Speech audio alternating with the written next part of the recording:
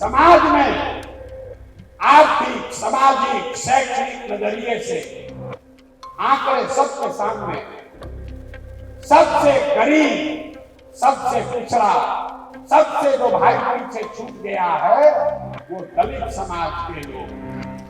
दूसरा, जो अति पिछड़ा समाज है वो भी आर्थिक, सामाजिक, शैक्षणिक तरीके से करीब करीब दलितों के बराबर ही उसकी स्थिति है। और तीसरा, जो मुस्लिम समाज के लोग हैं वो भी 70 कमेटी की रिपोर्ट से नहीं पढ़ रहे, गांव-गांव जाकर देखा था।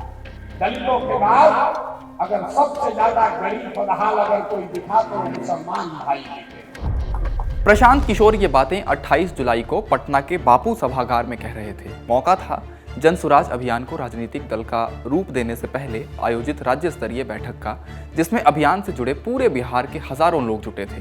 उस बैठक में उन्होंने अपने समर्थकों की राय लेते हुए तय किया कि उनकी पार्टी का पहला अध्यक्ष दलित समाज का कोई काबिल व्यक्ति होगा, दूसरा अति पिछड़ा समाज का और तीसरा मुस्लिम संप्रदाय से जुड़ा व्यक्ति।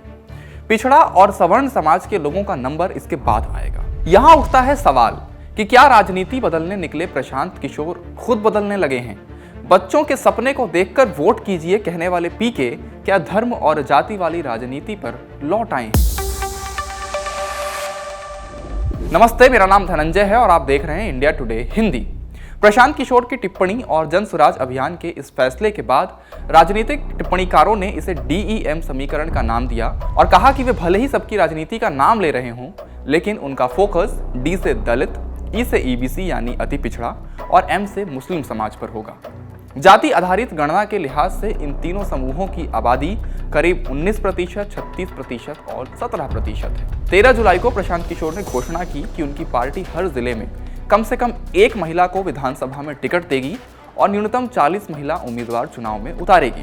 उन्होंने कहा कि आज तक बिहार में किसी पार्टी ने 30 से अधिक महिलाओं को टिकट नहीं दिया है। 14 जुलाई 2024 को उन्होंने पटना के हज भवन में मुसलमानों के एक समारोह में शिरकत की, जिस समारोह का नाम बिहार का सियासी मंजरनामा और मुसलमान था। इस समारोह में उन्होंने कहा, बिहार के मुसलमान लालटेन में तेल बनकर जल रहे हैं जबकि रोशनी कहीं और हो रही है।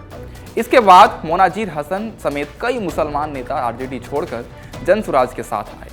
इससे परेशान आरजेडी के प्रदेश अध्यक्ष जगदानंद सिंह को चिट्ठी जारी करनी पड़ी। इसके बाद उनके अभियान से कर्पूरी ठाकुर की पोती डॉक्टर जागृति और आरजेडी से हाल ही में अलग हुए अति पिछड़ों के नेता रामबली चंद्रवंशी जुड़े। एक्सपर्ट्स मानते हैं कि प्रशांत किशोर का बदला हुआ रूप है। उन्होंने 2 अक्टूबर 2024 को अपनी पार्टी की स्थापना की घोषणा की है। जैसे जैसे ये तारीख नजदीक आती जा रही है, उनका फोकस जाति, धर्म और लिंग से जुड़े समूहों पर बढ़ रहा है। इसे लेकर वे लगातार बैठकें और घोषणाएं कर रहे हैं। प्रशांत किशोर को हम लोग जानते हैं कि वे शुरुआत में जाति और धर्म के मसलों पर सवाल नहीं उठाते थे। जब उनकी जनसुराज यात्रा का 1 साल पूरा हुआ था, तब मैं एक गांव में उनकी सभा को देखने गया था, तो वहाँ वो लोगों से कह रहे थे कि आपने आज तक जात के नाम पर वोट दिया है, धर्म के नाम पर वोट दिया है, कभी अपने बच्चों के फ्यूचर के नाम पर वोट नहीं दिया है। आप एक बार अपने बच्चों के फ्यूचर के नाम पर वोट दीजिए, जाति धर्म के सवाल को छोड़ के, तभी बिहार की राजनीति बदलेगी, नहीं तो नहीं बदलेगी।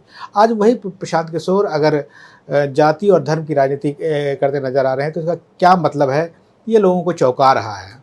बिहार के जानकार और राजनीतिक विश्लेषक भी इस सवाल को लेके तरह तरह के कयास लगा रहे हैं। कुछ लोगों का कहना है कि बिहार में अलग अलग इलाकों में घूमते हुए शायद प्रशांत किशोर को ऐसा लगने लगा है कि ये अगर यहाँ राजनीति करनी होगी तो केवल सिद्धांतों के बल पर नहीं करनी होगी, उन्हें राजनीतिक समीकरण बनाने होंगे जो जाति और धर्म पर ही आधारित होंगे।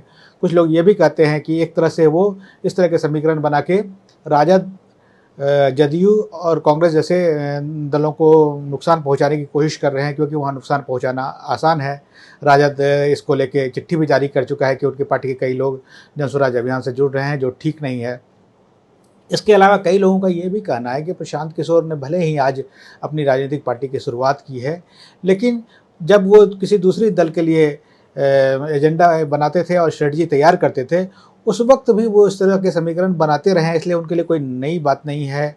और यह भी कहा जा रहा है कि प्रशांत किशोर की अपनी कोई विचारधारा, राजनीतिक विचारधारा नहीं है और जनसुराज अभियान में भी कोई विचारधारा नहीं है। जनवरी 2024 से पहले प्रशांत किशोर ने कभी अपने किसी सार्वजनिक संबोधन में जाति के आधार पर राजनीति करने के संकेत नहीं दिए थे। 20 जनवरी 2024 को उन्होंने कर्पूरी ठाकुर जयंती के मौके पर बापू सभागार में आयोजित जन स्वराज अभियान के समारोह में सार्वजनिक घोषणा की कि उनकी पार्टी राज्य में 75 सीटों पर अति पिछड़ा समाज के लोगों को टिकट देगी।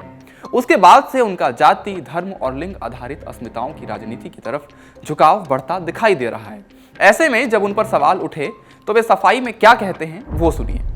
कुछ लोगों ने सवाल उठाया कि भैया आप भी तो फिर जातीय की बात कर रहे हैं। बिल्कुल नहीं कर रहे हैं, क्योंकि ये सवाल आपसे नहीं पूछा जाएगा, इसलिए आपको बता रहे हैं। लोग अगर ये कहें कि प्रशांत किशोर कह रहे हैं कि जिसकी जितनी संख्या है उसको उतनी भागीदारी दी जाएगी, तो प्रशांत किशोर में और दूसरे जाति की व्यवस्था वाले बात करने वाले दलों में फर्क क्या है? फर्क ये है कि जन स्वराज का ये मानना है कि हर समाज में काबिल लोग हैं और हर काबिल आदमी किसी न किसी समाज का है। अगर बांटने वाले की नियत में खोट न हो तो ये व्यवस्था, ये सामंजस्य बनाया जा सकता है कि जिसकी जितनी संख्या है उस समाज से उतने काबिल लोगों को लाकर मंच पर बैठाया जाए। कुछ लोगों का कहना है कि प्रशांत किशोर अपना स्टैंड बदल रहे हैं। हालांकि कुछ विश्लेषक ऐसे भी हैं जो उनकी इस राजनीति में किसी तरह की बुराई का अंश नहीं पाते। प्रशांत किशोर जातीय अस्मिता की राजनीति कर रहे, यह कहना गलत होगा। दरअसल वे कांशीराम के उस विचार को आगे ले जाने की कोशिश कर रहे हैं जिसमें उन्होंने कहा था कि जिसकी जितनी संख्या भारी उसकी उतनी भागीदारी। बिहार में सामाजिक राजनीति करने वाले दल कभी इस विचार को ठीक से लागू नहीं कर पाए। प्रशांत किशोर अगर ऐसा करने का प्रयास कर रहे हैं तो बुरा क्या है? प्रशांत किशोर कहते हैं कि किसी भी समाज से आने वाले लोगों की संख्या से न ज्यादा न कम हिस्सेदारी मिले, ये जनस्वराज की पहली प्राथमिकता होगी। बातें दोनों तरफ से कही जा रही हैं। आपका इस पूरे मामले पर क्या मानना है, हमें कमेंट बॉक्स में जरूर बताएं। शुक्रिया। इसी तरह की तसल्ली से भरी हुई एक्सक्लूसिव रिपोर्ट्स देखने के लिए सब्सक्राइब करें इंडिया टुडे हिंदी का YouTube चैनल और बेल आइकन जरूर प्रेस करें ताकि वीडियो अपलोड होते ही आपको खबर हो जाए।